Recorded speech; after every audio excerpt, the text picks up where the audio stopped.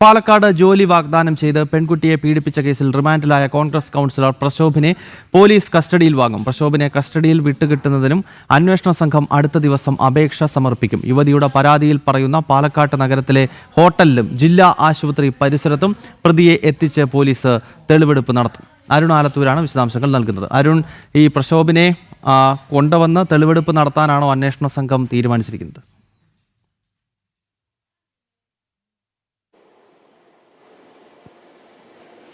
ഗൗതം, തീർച്ചയായിട്ടും ഈ പ്രശോഭിനെ കസ്റ്റഡിയിൽ വാങ്ങി തെളിവെടുപ്പ് നടത്തുക എന്നുള്ളതാണ് അന്വേഷണ സംഘം ഉദ്ദേശിക്കുന്നത്. പാലക്കാട് ഡിവൈഎസ്പിയുടെ നേതൃത്വത്തിലുള്ള സംഘമാണ് കോൺഗ്രസ് കൗൺസിലറായ പ്രശോഭിനെ കസ്റ്റഡിയിൽ വാങ്ങി തെളിവെടുപ്പ് നടത്തുന്നതിന് വേണ്ടിയുള്ള തയ്യാറെടുപ്പിലേക്ക് കടന്നിരിക്കുന്നു. അടുത്ത ദിവസം തന്നെ ഈ കസ്റ്റഡി അപേക്ഷ നൽകി, കോടതിയിൽ കസ്റ്റഡി അപേക്ഷ നൽകി കസ്റ്റഡിയിൽ വാങ്ങി തെളിവെടുപ്പ് നടപടികളിലേക്ക് കടക്കും എന്നുള്ളതാണ് മനസ്സിലാക്കാൻ സാധിക്കുന്നത്.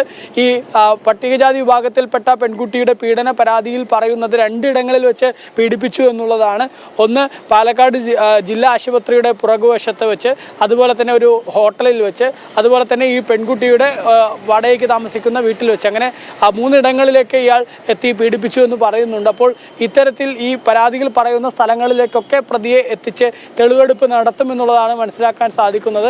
ഏതായാലും പട്ടികജാതി വിഭാഗത്തിൽപ്പെട്ട ആ ഒരു പെൺകുട്ടി 2 മാസം മുൻപാണ് ഈ പ്രശോഭ് എന്ന പാലക്കാട്ടെ കോൺഗ്രസിന്റെ കൗൺസിലർക്കെതിരെ ലൈംഗിക പീഡന പരാതി നൽകിയത്.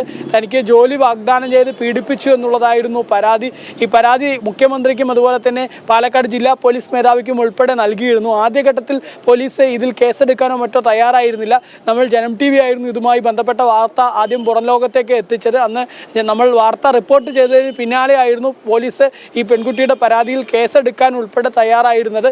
അതിനുശേഷവും ഈ പ്രതി ഒളിവിൽ പോയതിനു ശേഷം ആ പ്രതിയെ പിടികൂടുന്നതിനോ മറ്റോ പോലീസിന് കഴിഞ്ഞിരുന്നില്ല എന്നുള്ളതാണ്. കാരണം ഒളിവിൽ കഴിഞ്ഞ പ്രതി പാലക്കാട് മണ്ണാർക്കാടുള്ള SC/ST കോടതിയിൽ ആദ്യം മുൻകൂർ ജാമ്യാപേക്ഷയ്ക്ക് നൽകി. ആ ജാമ്യാപേക്ഷ കോടതി തള്ളി. പിന്നീട് ഹൈക്കോടതിയെ ഉൾപ്പെടെ മുൻകൂർ ജാമ്യം ആവശ്യപ്പെട്ട് സമീപിക്കുകയുണ്ടായി. ഹൈക്കോടതിയിൽ നിന്നും മുൻകൂർ ജാമ്യം നിഷേധിച്ചതോടുകൂടെ ആയിരുന്നു 2 ദിവസം മുൻപ് ഈ ഒരു പ്രതി പാലക്കാട് സൗത്ത് പോലീസിലെത്തി കീഴടങ്ങുന്ന സാഹചര്യം ഉണ്ടായത്. ഈ പെൺകുട്ടിയുടെ പരാതിയിലാണെങ്കിൽ പറയുന്നത് വളരെ ഗുരുതരമായിട്ടുള്ള കാര്യമാണ്. ഷാഫി പറമ്പിൽ MP, അതുപോലെ തന്നെ VK ശ്രീകണ്ഠൻ MP തുടങ്ങിയവരുടെയൊക്കെ പേര് പറഞ്ഞുകൊണ്ട് ഉൾപ്പെടെ ഈ കൗൺസിലർ തന്നെ പീഡിപ്പിച്ചു എന്നുൾപ്പെടെയാണ് പരാതിയിൽ പറയുന്നത്. അതുകൊണ്ട് തന്നെ പോലീസിനെ സംബന്ധിച്ചിടത്തോളം, അന്വേഷണ സംഘത്തെ സംബന്ധിച്ചിടത്തോളം ഇതിന്റെ എല്ലാ വശങ്ങളും കേന്ദ്രീകരിച്ച് അന്വേഷണം നടത്തേണ്ടതായിട്ടുണ്ട്. ഇനി ഏതായാലും തെളിവെടുപ്പ് നടപടികൾ അടുത്ത ദിവസം തന്നെ ഉണ്ടാവും എന്നുള്ളതാണ്. കോൺഗ്രസിന്റെ കൗൺസിലർ പ്രശോഭിനെ കസ്റ്റഡിയിൽ വിട്ടുകിട്ടാനുള്ള അപേക്ഷ അന്വേഷണ സംഘം നൽകുകയാണ്. അതിനുശേഷമാകും പ്രശോഭിനെ എത്തിച്ച ഹോട്ടലിൽ ഉൾപ്പെടെ തെളിവെടുപ്പ് നടത്തുക. അരുൺ ആലത്തൂരാണ് വിശദാംശങ്ങൾ നൽകിയത്.